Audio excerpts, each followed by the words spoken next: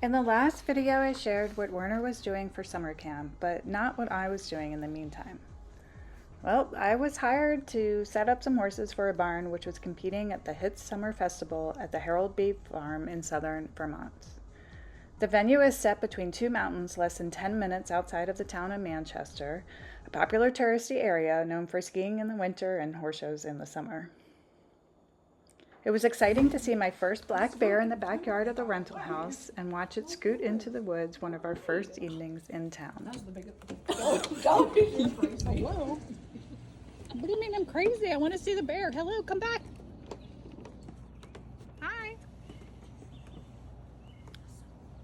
Aww. The influx of equestrians in the beginning of July is a bonus for the restaurants, grocery stores, shops, hotels, and of course, golf courses. The horse show itself, however, now in its third year under Hit's show management, was disappointing with its lack of attention to the grounds, the schedule, and especially the treatment of exhibitors throughout the 2 weeks we were there. Alright, folks, I'm about to have an open gate here. About to have an open gate. Could use a bit of help, looks like. Despite the consistent and good performances from the horses themselves, I couldn't help but be sad for the direction the show keeps heading. But you know what? Maybe this is really a discussion for a different platform in the future.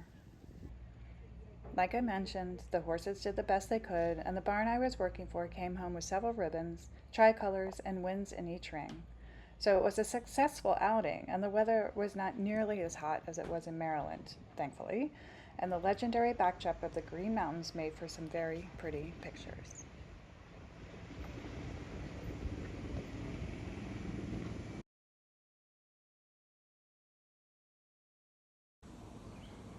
The days I wasn't riding, I was determined to pack in as much sightseeing as I could, which led me to the farmer's market just minutes from the horse show, which was full of vendors, artists, honey and jam makers, musicians, and more.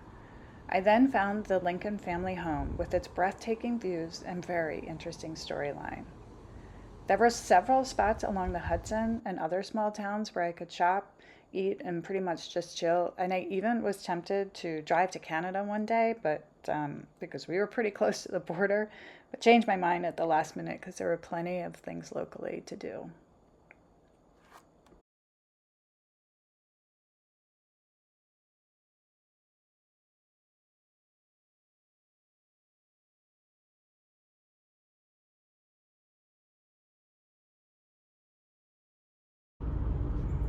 The days did pass quickly, however, and before I knew it, it was time to head back to Maryland. I had plans to immediately turn around and take my own clients to Ohio so the weekend would be tight with errands to prepare for the following week. Hello, Ernie. Hi, Werner. What you doing? Hi. Hi. Hi. Did you miss me? Did you miss me?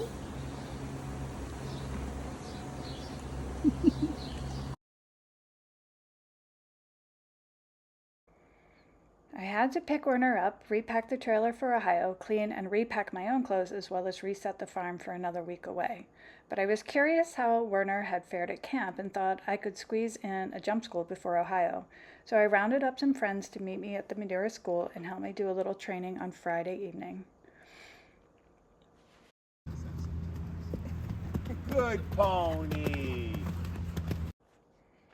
His flat work had definitely improved thanks to Lara, who had kept him going while I was away. But he hadn't jumped a jump in 2 weeks, so I was expecting him to be a little rusty, especially over the white gates and the bright, colorful poles. He hopped, wiggled, and sometimes pounced his way over them, but all in all, it was right about where I expected him to be. A green horse is going to be green for more than 6 weeks, so I try not to stress about technique too early in the game. He has an especially good heart and is a good trier, which I think is probably the most important thing about him right now. He did surprise me when he did a clean lead change, which excited everyone in the ring. So we all felt it was a pretty productive evening. When I ride the young ones, I try to sit as still as possible. I'm lucky enough to have long legs, I know, and I do tend to sit further back in the tack in case something surprises them. But using as much positive reinforcement and voice encouragement is super important, and most horses respond well to them. I'm thinking the upcoming trip to Ohio will be the perfect place to take him with loads of rings to ride in, practice courses that will be set up 24 hours, 7 days a week, and there are plenty of fields to hack in. And the nice thing about going to Ohio is that I'm going to have people helping me every step of the way.